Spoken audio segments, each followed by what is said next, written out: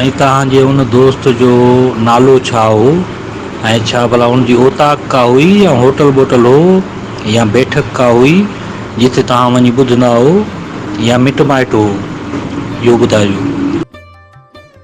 रीलां दादा पहिरें पहिरें जेके जलाल चांडे जी प्राइवेट महफ़िलां नशरियात थियूं त उहे वरितियूंसीं। हाणे पहिरीं रील एॾी यादि न आहे त कहिड़ी हुई, बाक़ी इहो दौरु इहो हलियो जेको 44 वरी 44 खां कुझु टाइम बाद वाल्यूम 31 उन में कलाम लॻल आहे जेको लड़ी लंघ जाए मत नज़र लॻई तू न दिलि तां धार कजां दिलि रुबा, इहे रीलां। ऐं पोइ 84 88 हलिया पंहिंजे वक़्त जी तक़ाज़ा सां इहे वेझड़ में आया शेखाबाद कल्चर शो में, पोइ इहे हुया। पोइ सानियो टाइप तमामु शौक़ीन वटि हूंदो हो, हिते मिलत उन्हनि जी तक़रीबन घटि हूंदी, सऊदी खां या दुबई खां दोस्त घुराईंदा हुआ। पोइ हिकु ॿ टाइप असां उन बि घुरायोसीं दोस्तनि जे ज़रिए।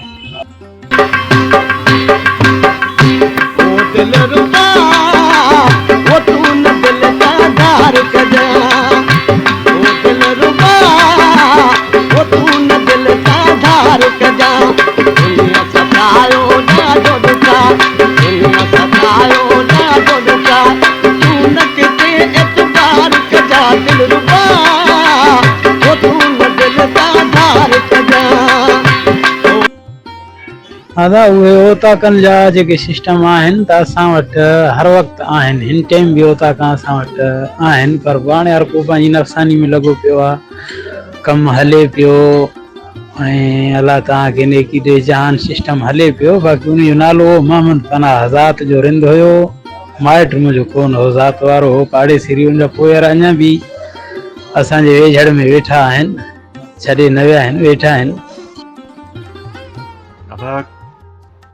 तमामु बहितरीन ॻाल्हियूं तव्हांजूं दीदार अहमद रिंद भाउ।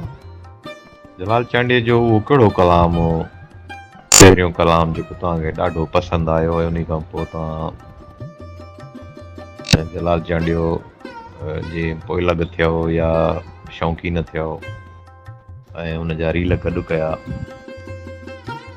बाबू अब्दुल अज़ीज़ जलाल चांडे जी जॾहिं इहो मां कलाम ॿुधो वाल्यूम 31 में आयो, हे को ख़बर मेरे सोने को सुणावे, इहो टाइम में पोइ असां पंहिंजी हिकिड़ी माने रंग रचाइण शुरू कयोसीं, खोजना बि शुरू कईसीं, कम बि शुरू कयोसीं।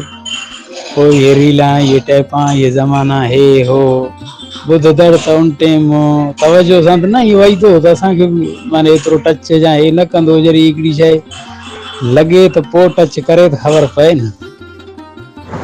आदा दीदार रिंद साहब, तव्हां बलूचिस्तान में रहो पिया त उते तव्हांजो हिकिड़ो इश्क जाॻियो, ठीकु आहे न। उस्ताद जलाल चांडियो सिंध में रहे पियो, पर उस्ताद जलाल चांडियो बलूचिस्तान बि ॻाइणु ईंदो ऐं पूरे मुल्क में तक़रीबन वेंदो माना ॻाइण लाइ। कॾहिं तव्हांजे दिलि में इहा ख़्वाहिश जाॻी त अॼु मां उस्ताद जलाल चांडे सां मुंहिंजी मुलाक़ात थी ऐं वञी मुलाक़ात कयां, इहा तड़प जाॻी ऐं किथे तव्हांजी मुलाक़ात उस्ताद जलाल चांडीअ थी या दीदार थियो उस्ताद जो किथे महफ़िल में? ईअं न आहे अदा, जीअं हाणे हिकिड़ी तड़प थिए पोइ भॼ बाबा हाणे उन जे पोयां उनखे ॾिसण जी ॻाल्हि, ईअं न हुयो। ऐं अलाह तव्हांखे नेकी ॾे, उस्ताद मोहम्मद में असांजी यादि में उन महफ़िल न कई आहे। वरी असां खां अलावा तव्हांजो कोई राब्तेदार माण्हू हुजे त उन खां पुछा करे ॾिसो। बाक़ी बलोचिस्तान में त पोइ हाणे घणनि जाइनि ते उन महफ़िल कई आहे। झटपट खां मथां मौलवी कादिर बश्क जी दरगाह आहे बलोचिस्तान, उते की सिबी में की ॿिया ॿ टे शहर आहिनि अहिड़ा उते की। बाक़ी इहा ॻाल्हि न आहे की असांखे सिक, असांजो हिकिड़ो पंहिंजो हिसाबु रहियो ज़िंदगी जो, पंहिंजो लम्हा रहिया, उन्हनि खां ई असां वांदा न हुयासीं त असां वरी मुलाक़ातनि ते काॾे हिकिड़ो ख़्यालु हुयो। असांजो ख़्यालु इहो न हुयो, बाक़ी इहो ख़्यालु यका असांजो रहियो केसटनि ॾे त अहिड़ी बि शइ हुजे जेकी असां खां वधक ॿिए वटि न हुजे, त ॿियो कोई न चवे त हे महफ़िल तो वटि न आहे त मां वटि आहे। ऐं आख़िरी उन हद तक इनशा अल्लाह विया बि आहियूं, अञा बि कोशिशि आहे। उस्ताद मोहम्मद खां परते 3 खां 4 घंटनि जो पंधु आहे। असांजो हिकिड़ो क़दीमी ॻोठु आहे, पुराणो क़दीमी ॻोठु आहे। उहो असांजा ॾाॾा परॾाॾा उते वक़्तु गुज़ारे विया।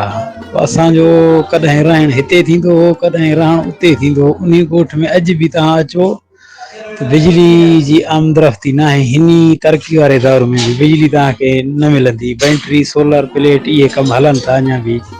उहो एॾो माने ॿाहिरली जो ॻोठु आहे, सादगाई जो ॻोठु आहे। पोइ असांजो कॾहिं रहणु हिते थींदो हो, कॾहिं रहणु उते थींदो हो, त पोइ असां उन जे मिलण जी ख़्वाहिश न रखी सघंदा, न अॻिते असां कूड़ हणूं।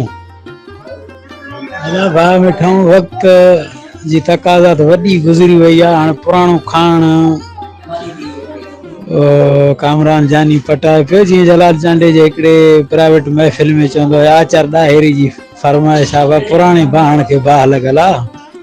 हे यार बि उहो कमु करे पियो। अगरि कोई लफ़्ज़ अॻिते या पोइते थी वियो त पोइ जे तव्हांखे सही न लॻे त वरी हुनजो दुबारा पुछा कजो त बाबा हे वक़्त जी तक़ाज़ा अॻिते ई या पोइते ई।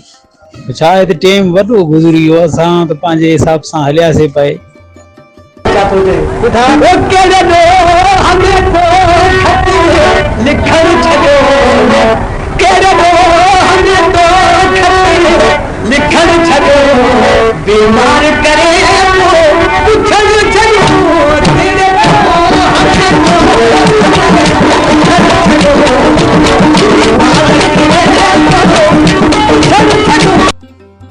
अदा इहो तव्हांजी ॻाल्हि हिन अंदाज़ो इहो थिए थो त असां जलाल चांड जे कलामनि सां गॾोगॾु उनजी केसटिन जो तव्हांखे शौक़ु पैदा थियो गॾु करण जो, ऐं उनजी ॻोल्हा में तव्हां पोइ उहा महिनत कई, जफ़ाकशी कई।